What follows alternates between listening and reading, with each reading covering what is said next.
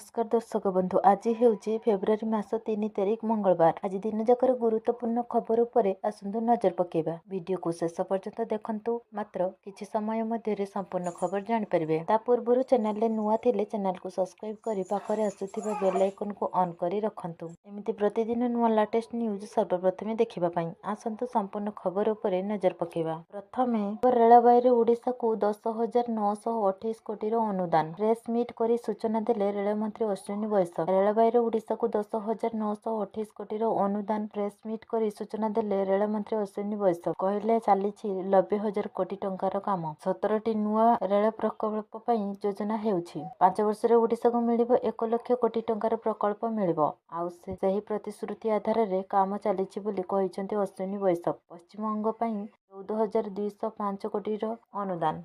परवर्ती खबर लक्षे जाए खसीजीव सुना एक्सपर्ट कले बड़ खुलासा। घरे भाव बजेट 2026 रे सुना एवं रूपा संपर्क में कौन बड़ घोषणा होई नथिला, जहा एही धातु गुडी को कौन गुरुत्वपूर्ण समर्थन प्रदान करि नथिला। बजार एवं आगामी आरबीआई निष्पत्ति अमेरिकार निजुक्ति तथ्य एवं पीएमआई तथ्य उपरे ध्यान केंद्रित करिछि, जहा मूल्य स्थिर हेबो कि नहीं किंबा आहुरी अस्थिरता देखा देबो ताहा निर्णय करिबो। विशेषज्ञ माने विश्वास करंती जे सुना एवं रूपा मूल्य रे अनिश्चित वर्तमान पाई बजाय रहिबो। मोतीलाल ओसवाल फाइनान्शियल सर्विस रे वरिष्ठ मानव मोदीଙ୍କ अनुଯାयी आगामी दिन में यह धातु गुड़िकर मूल्य रे परिवर्तन जारी रही पारे। तेणु निवेशक मानक सतर्कतार सहित आगक बढ़ाक पड़िबो। यह समय रे रविवार लगातार द्वितीय दिन पर ह्रास जारी रहिला। फ्यूचर्स वाणिज्य रे रूपा मूल्य 9% ह्रास पाई प्रति किलोग्राम 2.65 लाख टंकार पहुंची, जेतेबेले सुना 3% ह्रास पाई प्रति 10 ग्राम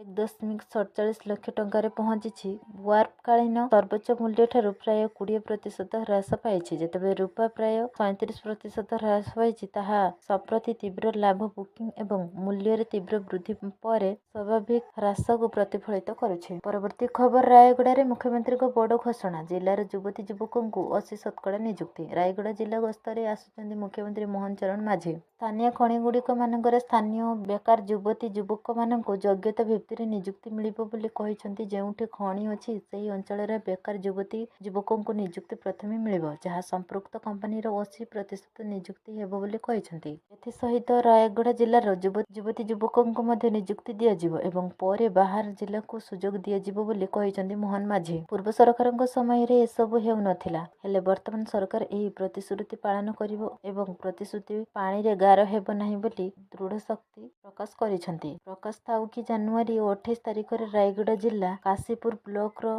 दरगुड़ा स्थित उत्कल आलुमिनाई इंटरनेशनल कंपनी प्राय 18 वर्ष तले आरंभ समय रे नियुक्ति और अन्य मौलिक सुविधा जोगाइबा नहीं देइथिबा प्रतिश्रुति केवल पानी रे गार बोली खबर प्रकाशित होइथिला। परवर्ती खबर आउ बेसी दिन नुहे, एही दिन आपनको खाता को आसीबो पीएम किसान रो 22तम किस्ती टंका। चाषी माने किछि सरल पदक्षेप अनुसरण करी घरे बसी सेमानकर स्थिति जांच करि परिबे एवं समय मध्य आवश्यक संशोधन करि परिबे। एहा सेमानकर किस्ती पाइबारे विलंब को रखिबो। प्रथमे सरकारी website PM Kisan government in को जानतु। Home page know your status विकल्पटी शो करिबो। एहा ऊपर क्लिक करंतु। एठारे आपनको आपनकर पंजीकरण नंबर एंटर करिबाकू पड़िबो। जदि आपनको आपनकर पंजीकरण नंबर मने नहीं तेबे आपण नो योर रजिस्ट्रेशन नंबर ऊपर क्लिक करी आपनकर मोबाइल नंबर किंबा आधार नंबर व्यवहार करी एहाकू पाई परिबे। एहा आपनको निर्णय करिबारे सहायता करिबो जे आपनकर प्रोफाइल अपडेट होईछि कि नहीं एवं आपनकर परवर्ती किस्ती पाइबारे आपण कोनोसी समस्यार सम्मुखीन हेउछन्ति कि नहीं। सेही अनुसार फेब्रुआरी 22तम किस्ती जारी करा जाई पारे। सरकार केवल हिताधिकारी तथ्य जांच ईकेवाईसी एवं बैंक लिंकिंग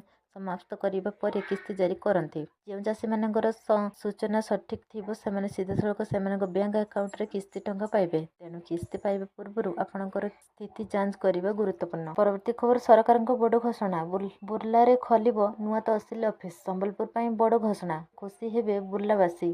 संबलपुर बुर्ला रे खलिबो नुआ तहसील ऑफिस। एने राजस्व मंत्री सुरेश पुजारी सूचना आज संबलपुर जिलापालଙ୍କ कार्यालय रे समीक्षा बैठक बसिथिला। मुख्यमंत्री बड़ ବଡ଼ ଘୋଷଣା। ଏଥିରେ ରାଜସ୍ୱ ମନ୍ତ୍ରୀ ସୁରେଶ ପୂଜାରୀ ଯୋଗ ଦେଇଥିଲେ। ତେବେ ସମୀକ୍ଷା ପରେ ଏହି ସୂଚନା ଦେଇଛନ୍ତି। ଏହି ଖବର ପାଇବା ପରେ ଅଞ୍ଚଳବାସୀ ଖୁସି ବ୍ୟକ୍ତ କରିଛନ୍ତି, କାରଣ ସେମାନଙ୍କୁ ତହସିଲ କାର୍ଯ୍ୟ ପାଇଁ ଦୂର ସ୍ଥାନକୁ ଯିବାକୁ ପଡ଼ିବ ନାହିଁ। ଅନ୍ୟପକ୍ଷେ ବୁଦ୍ଧିଜୀବୀ ଏହାକୁ ପ୍ରଶଂସା କରିଛନ୍ତି। ପରବର୍ତ୍ତୀ ଖବର ମିଶନ ଶକ୍ତି ମହିଳାଙ୍କୁ ମିଳିବ ସ୍ମାର୍ଟ ଫୋନ, ବଦଳିବ ଡ୍ରେସ୍ କୋଡ୍। ଉପମୁଖ୍ୟମନ୍ତ୍ରୀ ପ୍ରଭାତୀ ପରିଡ଼ାଙ୍କ ସୂଚନା। ମିଶନ ଶକ୍ତି ମହିଳାଙ୍କ ପାଇଁ ଉପମୁଖ୍ୟମନ୍ତ୍ରୀ ପ୍ରଭାତୀ ପରିଡ଼ା ଆଜି ବଡ଼ ଘୋଷଣା କରିଛନ୍ତି। ମିଶନ ଶକ୍ତିର ମହିଳାଙ୍କୁ ସରକାର ଦେବେ ସ୍ମାର୍ଟ ଫୋନ। ପ୍ରଭାତୀ ପରିଡ଼ା କହିଛନ୍ତି, ନୂଆ ରୂପ ପାଇବ ମିଶନ ଶକ୍ତି। ସେମାନଙ୍କର ଡ୍ରେସ୍ କୋଡ୍ ମଧ୍ୟ ବଦଳିବ। ଉତ୍କଳ ଦିବସରୁ ନୂଆ ଡ୍ରେସ୍ କୋଡ୍ ଲାଗୁ ହେବ। ଏହି ଡ୍ରେସ୍ କୋଡ୍ ମହିଳାଙ୍କ ଏକତା, ପରିଚୟ ଏବଂ ସ୍ୱାଭିମାନକୁ ପ୍ରତିବିମ୍ବିତ କରିବ। ମିଶନ ଶକ୍ତି ମହିଳାମାନଙ୍କୁ ଆଇଡି କୋଡ୍ ସହ ସ୍ମାର୍ଟ ଫୋନ ମିଳିବ ବୋଲି କହିଛନ୍ତି ଉପମୁଖ୍ୟମନ୍ତ୍ରୀ। ମହିଳାଙ୍କୁ ସ୍ୱାବଲମ୍ବୀ କରିବା ପାଇଁ ଏହି ମିଶନ ଶକ୍ତି ଯୋଜନା ହୋଇଛି। ସରକାରୀ ସୂତ୍ର ଅନୁସାରେ ଏହି ସ୍ମାର୍ଟ ଫୋନ ମାଧ୍ୟମରେ ମହିଳାମାନେ ଡିଜିଟାଲ ପେମେଣ୍ଟ, ଅନଲାଇନ ଟ୍ରେନିଂ, ବ୍ୟବସାୟିକ ସୂଚନା ଏବଂ ସରକାରୀ ଯୋଜନା ସମ୍ପର୍କିତ ତଥ୍ୟ ସହଜରେ ପାଇପାରିବେ। ପରବର୍ତ୍ତୀ ଖବର ଚାଷୀଙ୍କ ପାଇଁ ଏଆଇ ଆୟ ବଢ଼ାଇବ। ମତ୍ସ୍ୟ ଚାଷ, ନଡ଼ିଆ, କାଜୁ, କୋକୋ, କୃଷି କ୍ଷେତ୍ରକୁ 1,62,761 କୋଟି ଟଙ୍କା। ଅର୍ଥମନ୍ତ୍ରୀ ନିର୍ମଳା ସୀତାରମଣ 2026-27 ବଜେଟରେ କୃଷି କ୍ଷେତ୍ର ପାଇଁ 1,62,671 କୋଟି ଟଙ୍କାର ବ୍ୟୟ ବରାଦ ଘୋଷଣା କରିଛନ୍ତି। 2024-25ରେ ଦିଆଯାଇଥିବା 1,51,853 କୋଟି ଟଙ୍କା ତୁଳନାରେ 7% ଅଧିକ। ଏଥର ବଜେଟରେ କୃଷକ କଲ୍ୟାଣ, ଖାଦ୍ୟ ସୁରକ୍ଷା ଓ ଗ୍ରାମୀଣ ଜୀବନ ଜୀବିକାରେ ଉନ୍ନତି ଆଣିବା ଉପରେ ଗୁରୁତ୍ୱ ଆରୋପ କରାଯାଇଛି। ଚାଷୀମାନଙ୍କ ଆୟ ବଢ଼ାଇବା ଲାଗି ବଜେଟରେ ବିଭିନ୍ନ ପଦକ୍ଷେପ ଘୋଷଣା କରିଛନ୍ତି।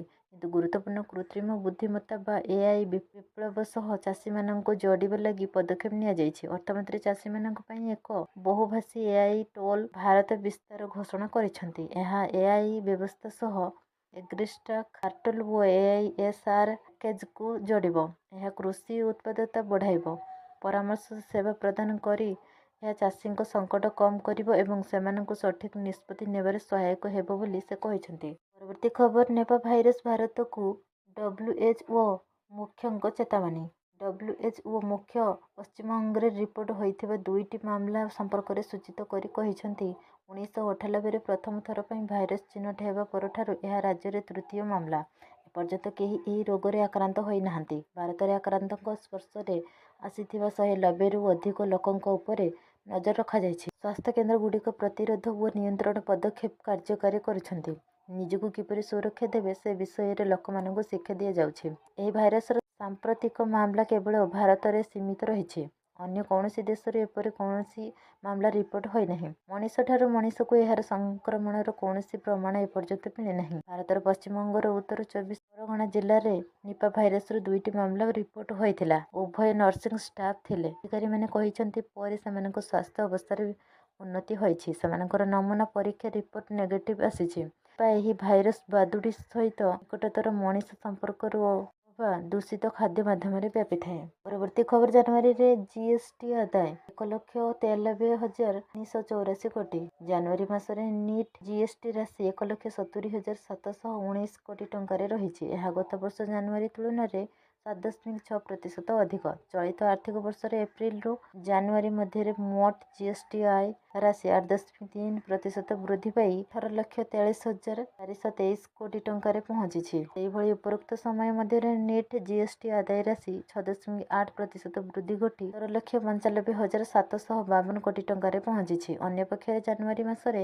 କ୍ଷତିପୂରଣ 55.6% ହ୍ରାସ ଘଟିଛି। ଗତବର୍ଷ ଜାନୁଆରୀରେ ଏହା 13,009 କୋଟି ଟଙ୍କା ରହିଥିଲା। ଚଳିତ ବର୍ଷ ଜାନୁଆରୀରେ 5,768 କୋଟି ଟଙ୍କାରେ ରହିଛି।